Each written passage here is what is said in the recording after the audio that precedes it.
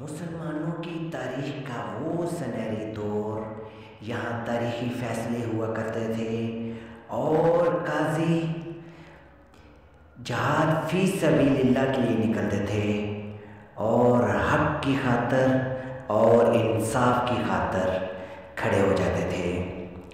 بنو عباس کے تیسرے خلیفہ مہدی کو کوفہ کے لیے ایک ایسے قاضی کی تلاش تھی جو عالم دین بھی ہو، فقیہ بھی اور متقی پرہیزگار بھی ہو اور کسی بھی شخص کو خاطر میں نہ لانے والا ہو، تاکہ عدل و انصاف کے تقاضوں کو خوب پورا کر سکے۔ لوگوں نے انہیں شریک بن عبداللہ کے بارے میں بتایا کہ یہ ایسی شخصیت ہے جو مندرجہ بالا صفات کی حامل ہے۔ انہیں خلیفہ نے بلوایا اور کہا، میں چاہتا ہوں کہ آپ کوفہ کے رئیس القضات کا عہدہ سنبھال لیں۔ شریک کہنے لگے، مجھے قاضی بننے کی خواہش نہیں اور نہ میں اس عہدے کو قبول کروں گا۔ مہدی نے سوال کیا، آخر اس کی کیا وجہ ہے؟ شریک، مجھے ڈر ہے کہ میں انصاف کے تقاضے پورے نہ کر پاؤں۔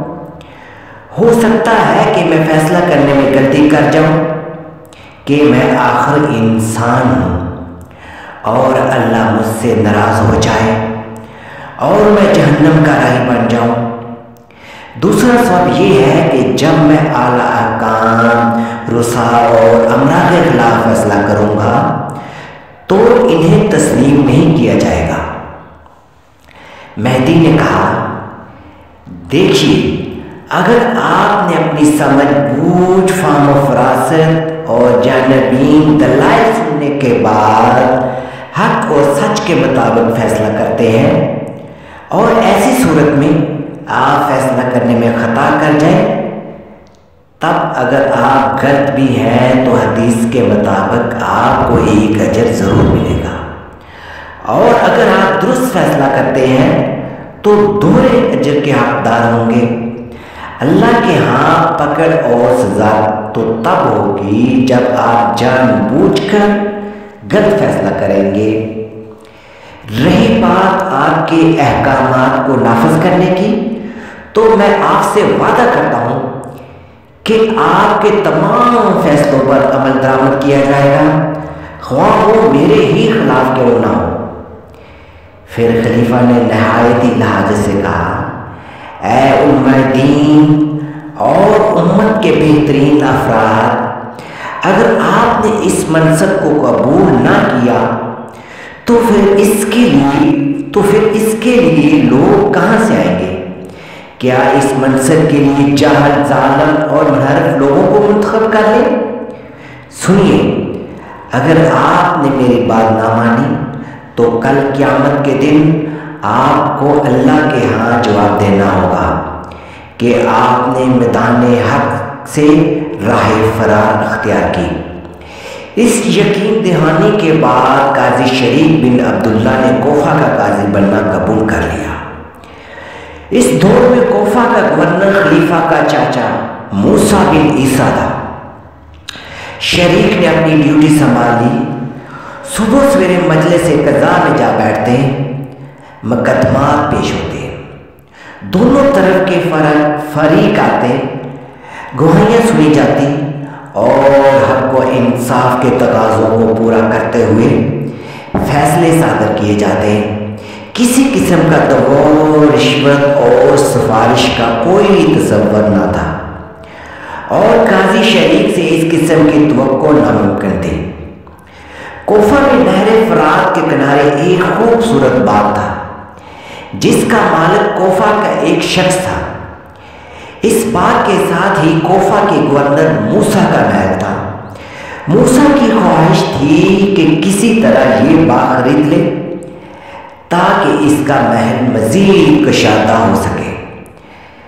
چنانچہ اس نے اس کے مالک کو پیشکش کی کہ وہ اس باغ سے فروخت کر دے، مگر اس نے انکار کر دیا۔ کچھ عرصہ گزرا، وہ شخص فوت ہو گیا۔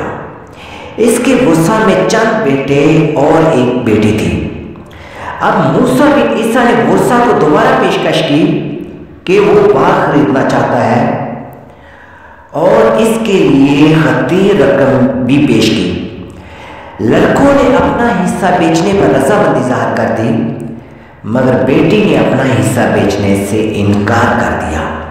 اس کو خاصا سمجھایا گیا اور دباؤ بھی ڈالا گیا، مگر اس نے کہا جس زمین کو میرے باپ نے فروخت نہیں کیا میں بھی اسے فروخت کرنے کے لیے تیار نہیں ہوں۔ میرے بھائیوں نے اپنا حصہ بیچ ڈالا، ان پر میرا اختیار نہیں، مگر جہاں تک میرے حصے کی زمین کا تعلق ہے میں کسی بھی صورت اسے فروخت کرنے پر تیار نہیں ہوں۔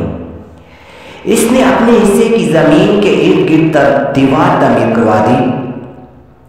گورنر موسیٰ بن عیسیٰ کی خواہش تھی کہ ہر حالت میں وہ حصہ بھی اپنے محل میں شامل کر لے۔ اس نے خطی رقم کی پیشکش کی، مگر اس لڑکی نے اسے بھی ٹھکرا دیا۔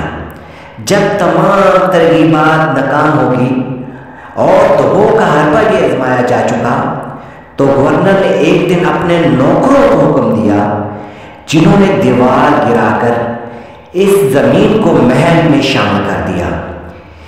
ادھر اس لڑکی نے گورنر کوفہ موسیٰ بن عیسیٰ کے خلاف قاضی شریک کی عدالت میں مقدمہ دائر کر دیا۔ قاضی شریک نے گورنر کوفہ کے سمن جاری کر دیے۔ اسے عدالت میں بلوایا کہ آخر اپنے موقف کی وضاحت کرے۔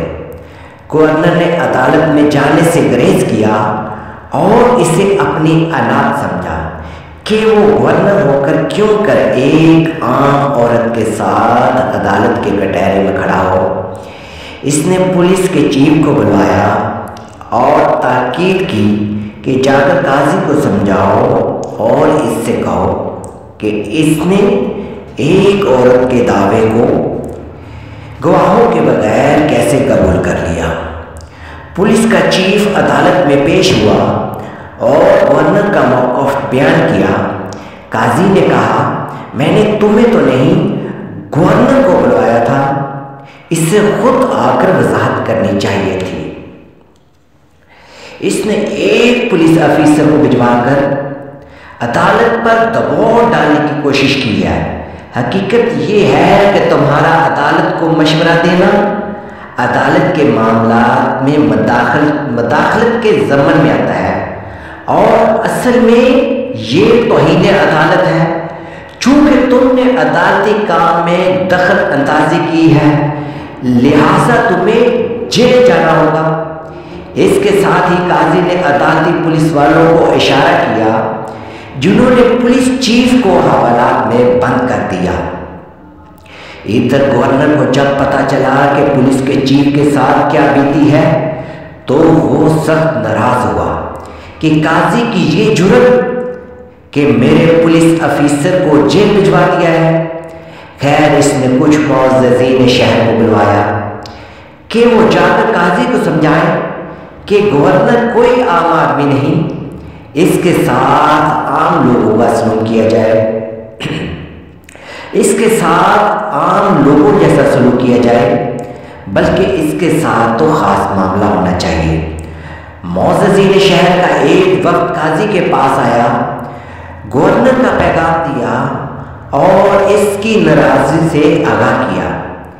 قاضی شریف نے ان کو جواب دیا کہ عدالت کی نظر میں تمام عام و خاص برابر ہیں اور تم لوگوں نے بھی عدالتی نظام میں مداخلت کر کے توہین عدالت کی ہے، لہٰذا تمہیں بھی جیل بھجوایا جا رہا ہے۔ چنانچہ انہیں پولیس والوں نے گرفتار کر کے جیل بھجوا دیا۔ گورنر کو جب ان حالات کا علم ہوا تو سخت ناراض ہوا کہ ایک قاضی کو ہمارے خاص لوگوں کے ساتھ یہ سلوک کرنے کی جرأت کیسے ہوئی۔ اس نے اپنے پولیس فورس کو ساتھ لیا اور سیدھا جیل جا پہنچا اور پولیس چیف سمیت تمام لوگوں کو رہا کروا دیا۔ ادھر جیل کا نگران سیدھا قاضی شریک کے پاس آیا اور آ کر سارا واقعہ سنا دیا۔